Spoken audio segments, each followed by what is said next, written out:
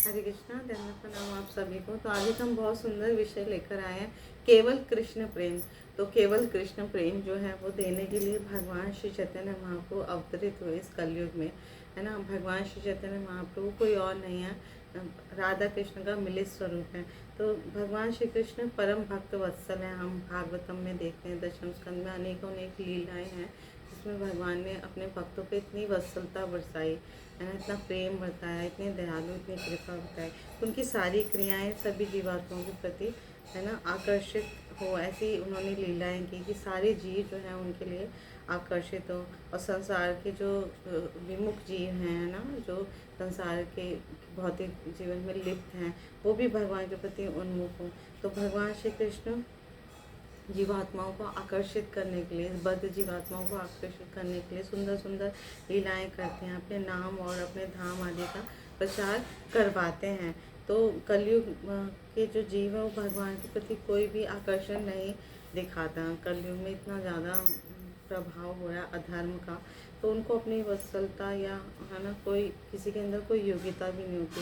तो इसके लिए भगवान श्री कृष्ण चैतन्य, श्री कृष्ण चैतन्य के रूप में आते हैं ना, वो भक्त वत्सल हैं। श्री चैतन्य महाप्रभु जो है वो भक्त के रूप में आते हैं और प्रेम, कृष्ण प्रेम अमृत का जो भंडार है वो सभी के लिए खोल देते हैं।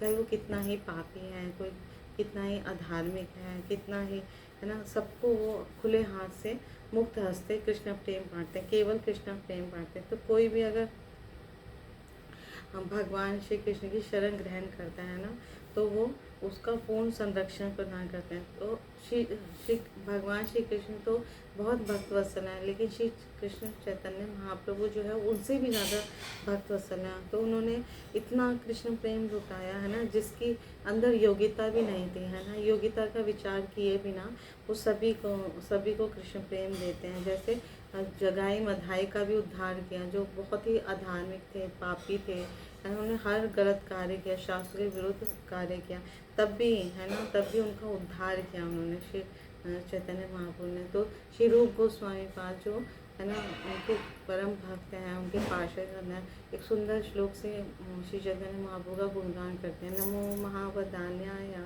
कृष्ण प्रेम पदाय ते कृष्णाय कृष्ण चैतन्य नामने गौर कृष्ण नमः।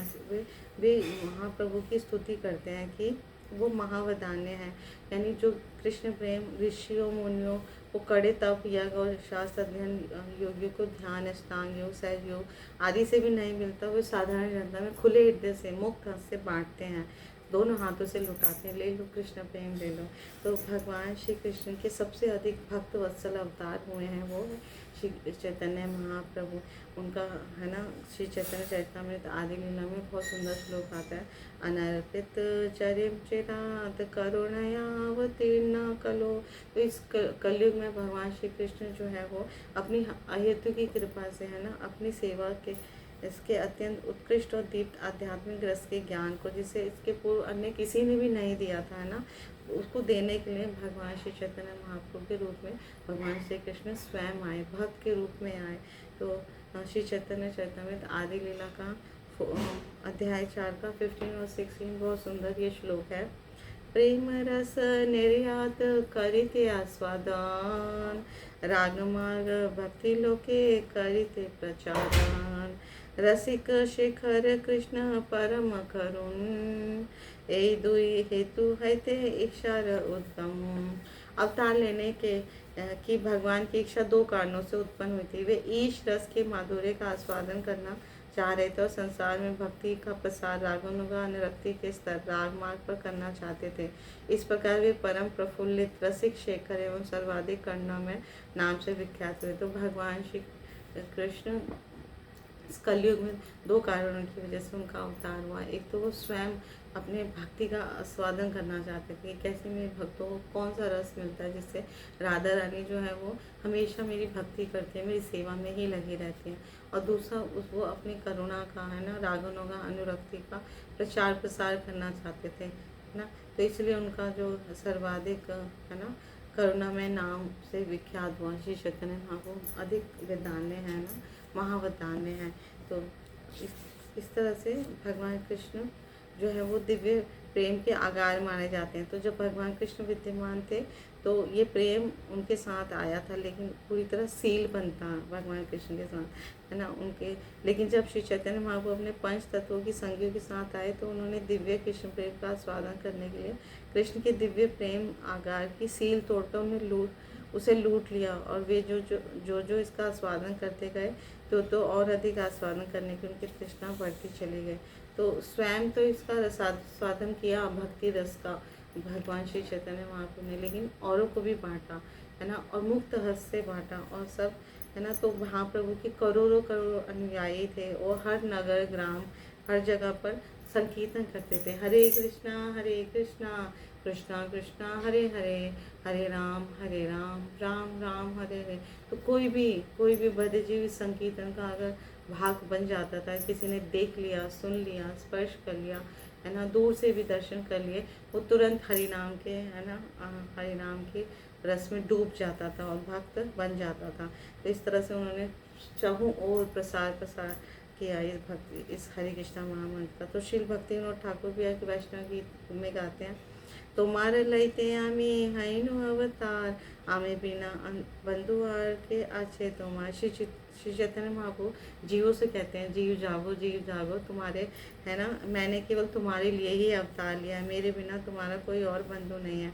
तो श्री चैतन्य महाप्रभु की अनेक अनगिनत लीलाएं मिलेंगी हमें श्री चैतन्य चरितामृत में, जहाँ पर उल्लेख मिलता है कैसे उन्हें सारे बच्चियों का कल्याण चाहा और संसार के समस्त भागों में घूम कर ये कृष्ण प्रेम मुक्त हस्ते वितरित किया और दर्शाया कि भक्तों के प्रति करुणा वात्सल्य भाव उनमें बहुत ज़्यादा था।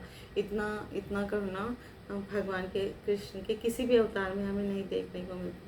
तो श्री चैतन्य महाप्रभु केवल कृष्ण प्रेम का आस्वादन करना चाहते थे और कृष्ण प्रेम बांटा उन्होंने पूरी जगह समग्र विश्व में प्रचार किया। तो आज इस कलयुग में केवल वो स्वयं कहते हैं कि हरे नाम एव केवलम कलाम नास्ते व गति अन्यथा। ये कलि संतुलन का बहुत सुंदर श्लोक है, जिसमें श्री चैतन्य महाप्रभु बता रहे हैं कि इस कलयुग में तरने का एकमात्र उपाय केवल हरि का नाम है और कोई उपाय नहीं है। तो केवल कृष्ण प्रेम हमें इस हरे कृष्णा महामंत्र से मिल सकता है। तो जब हम भगवान की भक्ति करके भगवान के पवित्र नाम रूप गुण लीला के बारे में निरंतर श्रवण करेंगे, कीर्तन करेंगे, स्मरण करेंगे, तो हम बहुत सरलता से, है ना, भगवान को प्राप्त करेंगे, भगवान कृष्ण का प्रेम प्राप्त करेंगे, जिसका आस्वादन करने श्री चैतन्य महाप्रभु स्वयं आए और मुक्त हाथ से सबको ये प्रेम दिया भी। तो अगर हम, है ना, हम बहुत सौभाग्यशाली हैं कि हमारी जीवा के अग्रभाग में भगवान कृष्ण का नाम आ रहा है और ये नाम इतना शक्तिशाली है। भगवान ने अपनी सारी शक्तियाँ जो हैं इस नामों में भर दिया है। तो इस नाम को लेने से, भगवान के पवित्र नामों को लेने से हम अपना जीवन सफल बना पाएंगे, अपना मनुष्य जीवन धन्य कर पाएंगे। Thank you so much. Guru Maharaj की जय, शिव बाबा की जय, आप सब भक्तों की जय। हरे कृष्णा, जय प्रणाम सभी को।